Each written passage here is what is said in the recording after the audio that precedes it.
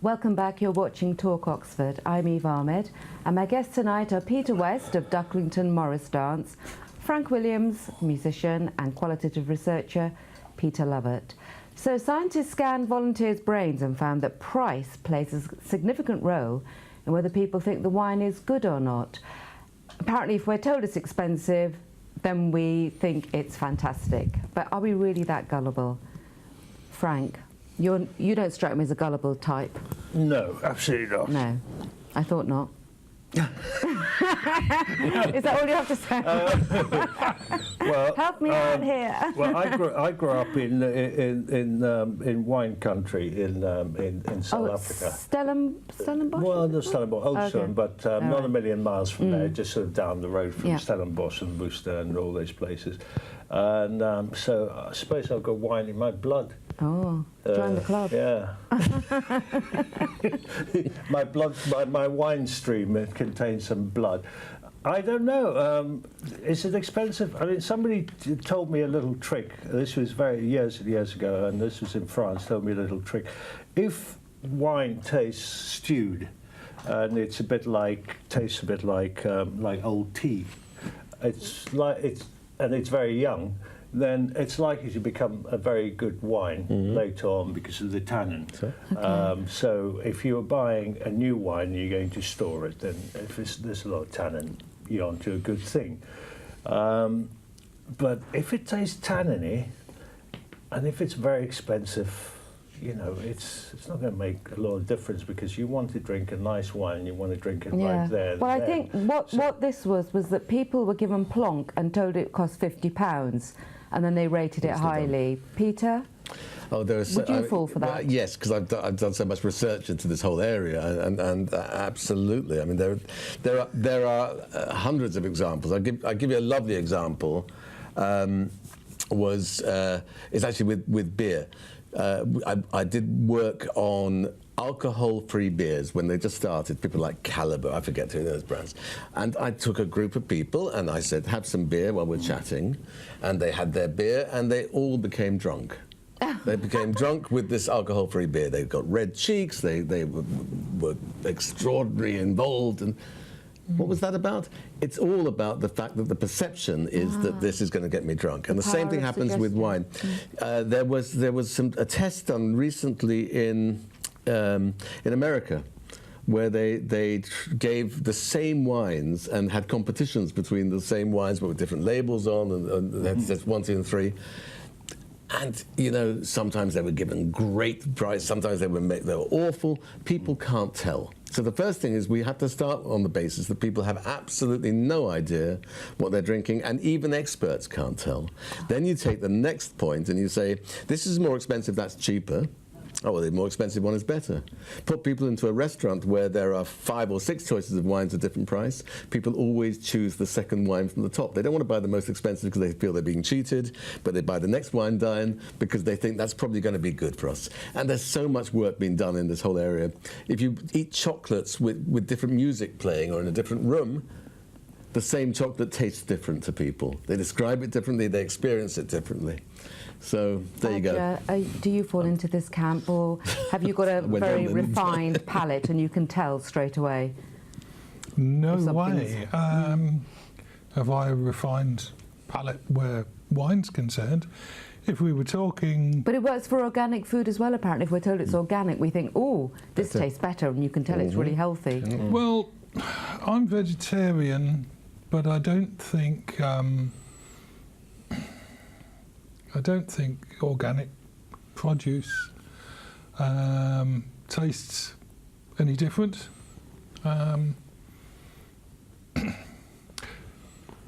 Fresh produce, within a couple of days out of the ground, tastes different. But practically everything that comes through the supply chain is much older than that. So no, organic food I wouldn't go for. Yes, okay, it might be good for the soul. Yeah. But really not the palate. Well, apparently the most susceptible people were those who were described as having low self-esteem. So obviously you three don't have low self-esteem. Oh. I'm very, Oh, Peter. Low I'm very self-esteem- susceptible. low I think self-esteem. I'd be as well. Yeah. You like to think you wouldn't, but Yeah.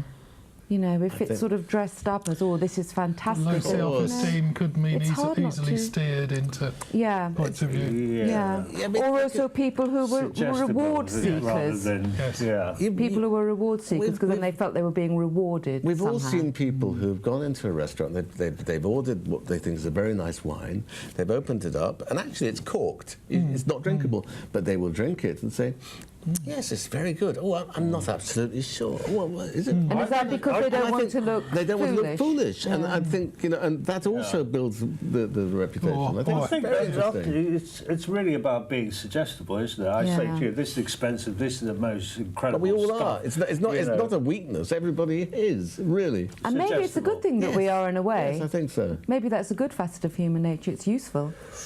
Oh, I Well, don't know. to a certain extent. Oh, I don't know. I don't know, you know. You've got to use something to make your decisions. Anyway, I hope you are susceptible because I'm now going to suggest to you that women drivers are better than male drivers. Definitely. And this is research. Women perform better in a recent test in 11 out of 14 areas, less likely to tailgate, cut in, cut corners, text at wheel. Yes. Are you going to be the person who disagrees or agrees, Badger? What do you think? I mean, these I surveys would- come up every year, don't they? Women are better drivers. Yes. Is it true? Well, I think it must be. The insurance companies Insurance seem, companies Oh, yeah, seem of to think so. course. Yeah. And they very nearly got themselves in a whole lot of trouble, didn't they? They had to. Somebody engineered a regulation that said they had to charge young men and young women Oh, yeah, I remember the that. same amount. Yes. But they didn't want to. But they didn't want to. It was forced upon them. So I guess yes, it has to be true. Yeah, and I think your wife drove you here, didn't she? Maybe something in that. Peter, do you think women are safer, better? They say better drivers. I assume that think- means safer. I'm not sure. Well, I suppose that does mean safer. They probably have less serious accidents. I think there's an argument which says that some women are more disengaged in their driving style. They're safe. They don't push it as much, but they're also just a little bit slower. And I don't want to malign the living, so my mother was like that. My grandfather was the worst driver ever in existence, so I don't say men are either great.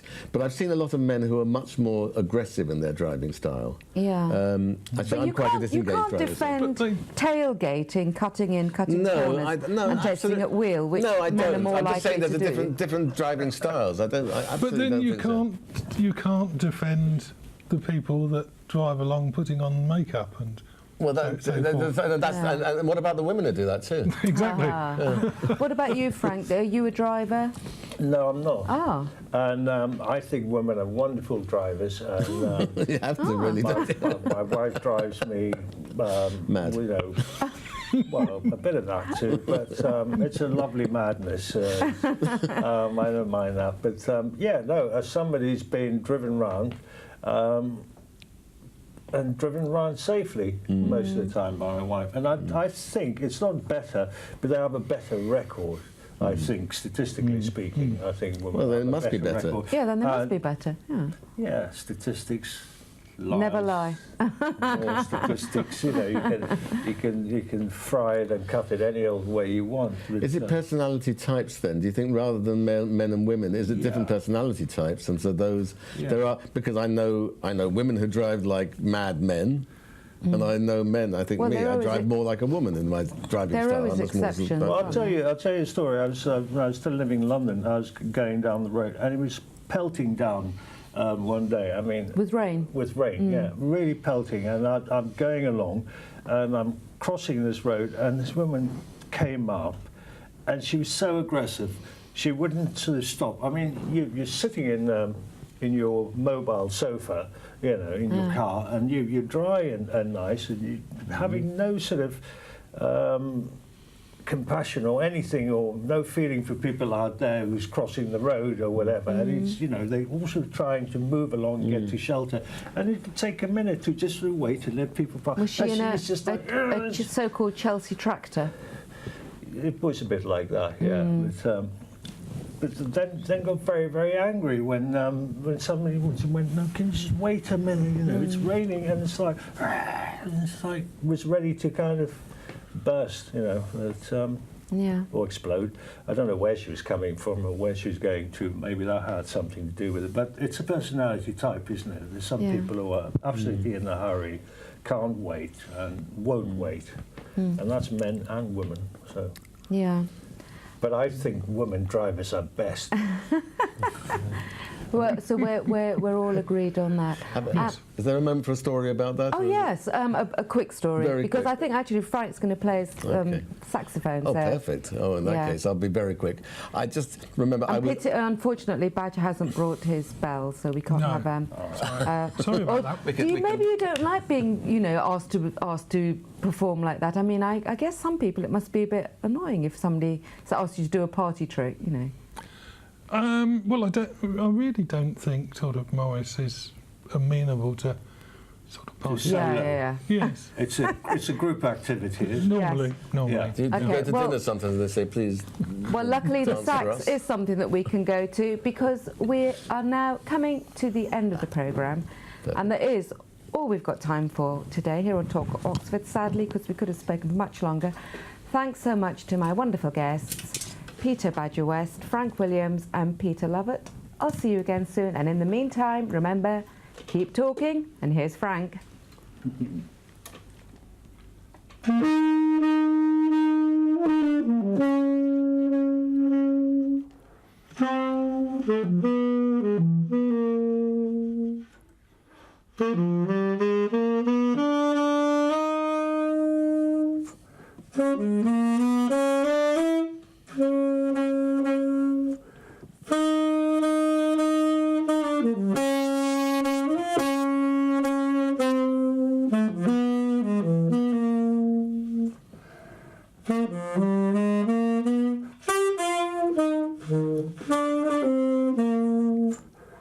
Thank you.